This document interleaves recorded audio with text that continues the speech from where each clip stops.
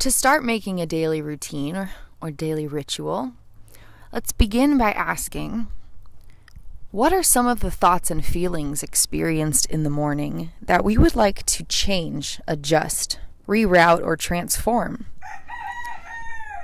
Perhaps it's awakening with a sense of exhaustion. The day hasn't even begun and I already want it to end. Perhaps it's a sense of overwhelm and anxiety, whether you feel unprepared or underqualified or inadequate or small or whatever feelings and thoughts might accompany that sense of anxiety about the day. Perhaps it's a sense of feeling very alone, and that makes things very challenging to want to just start the day. There's a variety of things that can make it difficult to begin the day.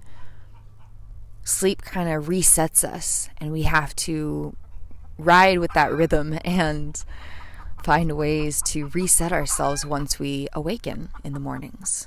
Let's go this way, guys. Okay, following Dorito.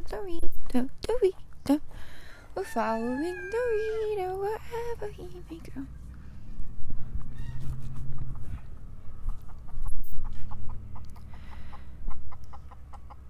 So what are some things we can do to wake up and establish a sense of grounding within our beings? Depending on what time of year it is and where you live, getting outside in nature is always the best way to begin the day. Even if it's a little bit chilly and you only go outside for a few minutes, or it's kind of hot, so you just kind of stand outside instead of going for a walk. Just being out in nature is excellent, especially if you can get barefoot on grass or the dirt. Grounding is an amazing way to begin the day.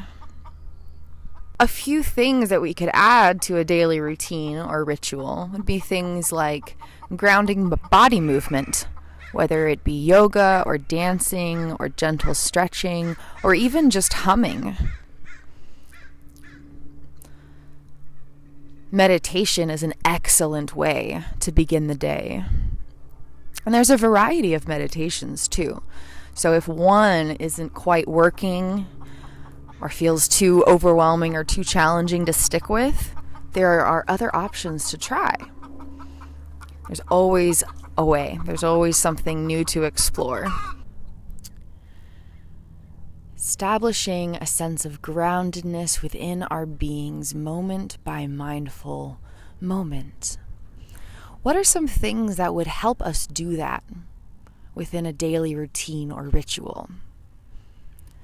Having a hot cup of tea, especially one that's made from real natural stuff and has more of that natural earthy spice to it rather than kind of a fluffy marketed blend. Yoga, meditation, journaling, affirmations, listening to something positive and empowering, whether it's music or a podcast or something on YouTube. And if you ever need recommendations, please feel free to message me.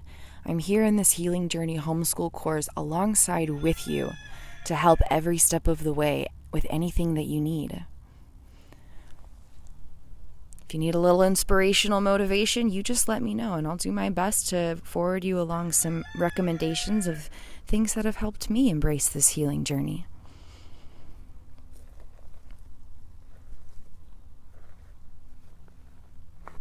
Beginning the day with a sense of groundedness in our beings can also be done through some conscious intentions.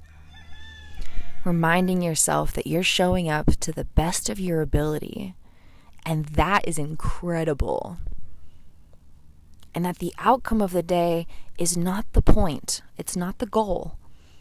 The investment is you. You're not just investing in an outcome. You're investing in you, yourself, your being, your soul, your future, your worth. And that is worth so much more than any outcome of any one day. And reminding ourselves of that, putting it into perspective, can really help decrease the overall fears and anxieties and looming depressions that may try to drag us down.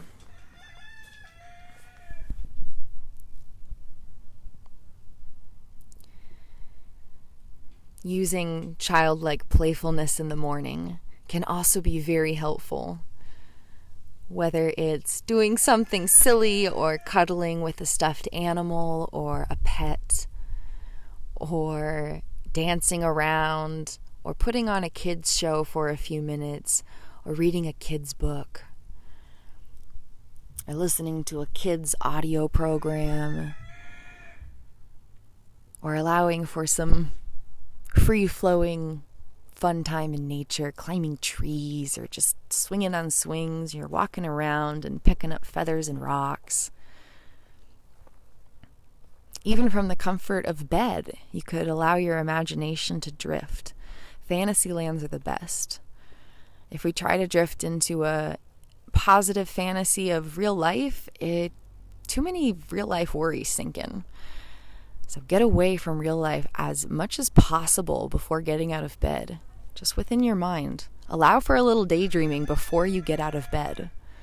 Go to a fantasy land. Feel good. Imagine the incredible life you're creating for yourself because of how worth it you truly are. And allow that motivation to empower you forward into embracing the day. Language is also very powerful, and it can help us to reframe things. Since I started calling the morning a grand rising rather than just morning, which is synonymous with mourning, which is not a very positive word, I felt a little bit more excitement about embracing the day. There just was a little bit more beauty in it somehow. Maybe find a phrase that somehow makes you want to be curious about the day and what it might have to offer you. Use language that makes you excited for this day. Switching the word from routine to ritual, for example, could be beneficial in this aspect. Silly goat. Journaling can be very powerful. There's so many different ways to journal, and there's so many different reasons to journal. The traditional method is just kind of sharing what happened that day. Maybe some struggles and maybe some victories. Maybe some things that you did, maybe some things you want to remember, maybe the people you saw. Kind of like a written scrapbook in a way. One way to use that method is just to have little bullet points of each day, have a date and then just a few highlights, just a few bullet points, and it doesn't have to be the same things. One day you might share the things you did, the next day you might share some of the thoughts you had, the next day it might be some struggles you had, the next day it might be a victory you had, the next day it might be some goals you have. It could be random, but just something to have a couple bullet points each day